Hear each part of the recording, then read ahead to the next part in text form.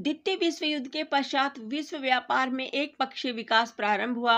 अमेरिकी प्रभाव बढ़कर डॉलर की स्थिति निरंतर सुदृढ़ हुई। विकासशील और अविकसित राष्ट्रों को कई समस्याओं का सामना करना पड़ा।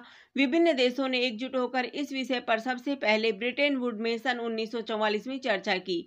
परिणाम स्वरूप अंतर्राष्ट्रीय मुद्रा कोष, अंतर्राष्ट्रीय पुनर्निर्माण एवं विकास बैंक तथा अंतर्राष्ट्रीय व्यापार संगठन की स्थापना का प्रस्ताव हुआ। अंतर्राष्ट्रीय मुद्रा कोष की स्थापना का उद्देश्य सदस्य राष्ट्रों की अंतर्राष्ट्रीय तरलता की अल्पकालीन समस्याओं का निवारण है।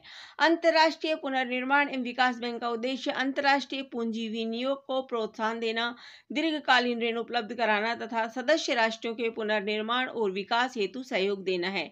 अंतर्राष्ट्रीय व्यापार संगठन का उद्देश्य व्यापार को विनियमित करने के लिए उदार व्यापारिक व्यवस्था को विकसित करना है, परंतु यह संगठन आज तक निर्मित नहीं हो पाया है।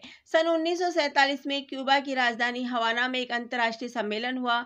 विभिन्न राष्ट्रों के पारस्परिक व्यापारिक संबंधों को सुदृढ़ करने के लिए प्रशुल्क व व्यापार पर सामान्य समझौता, जिसे गेट कहते हैं।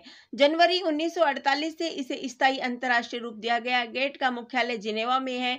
गेट एक ऐसा अंतर्राष्ट्रीय मंच है जिसमें विश्व व्यापार के विकास एवं उसमें अवरोध तत्वों के निराकरण का प्रयास किया जाता है।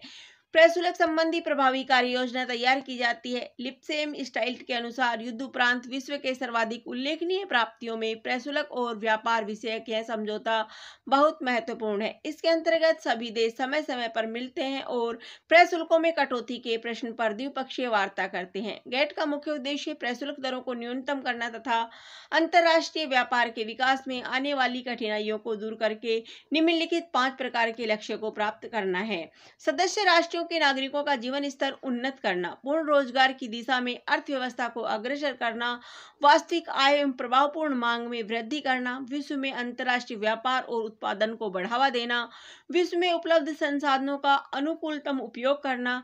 कोई भी राष्ट्र इसकी सदस्यता ग्रहण कर सकता है। किसी भी नए राष्ट्र को सदस्य बनाने के लिए वर्तमान 2/3 सदस्यों का समर्थन आवश्यक है।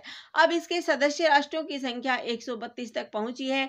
गेट के मुख्य कार्य एवं संचालन के आधारभूत सिद्धांत इस प्रकार है।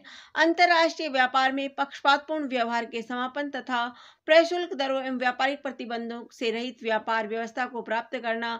अंतर्राष्ट्रीय व्यापार में मात्रात्मक प्रतिबंधों या आयात कोटा प्रणाली का प्रचलन पूर्ण रूपेण अनुचित एवं निंदनीय है। सदस्य राष्ट्रों के पारस्परिक विचार विनिमय व हित तथा बाधाओं को दृष्टिगत रखते हुए प्रशुल्क दरों में कमी करने हेतु नीति अपनानी चाहिए। यदि 2 राष्ट्रों के मध्य प्रशुल्क दरों में कटौती संबंधी कोई समझौता हो जाता है तो उसके अंतर्गत प्रदत्त समस्त रियायतें अन्य सदस्य राष्ट्रों को स्वतः मिल जाती है। इसे सबसे अधिक प्रिय देश का सिद्धांत कहा जाता है। यदि सर्वाधिक प्रिय देश की दरें घटा दी जाती हैं तो प्राथमिकता में स्वतः कमी आ जाएगी। प्रशुल्क की जो दरें अनुसूची में एक बार सम्मिलित कर ली जाती है उसमें पुनः वृद्धि करना संभव नहीं होता। गेट की स्थापना के बाद अब तक कई स्थानों पर इसके अधिवेशन हो चुके हैं।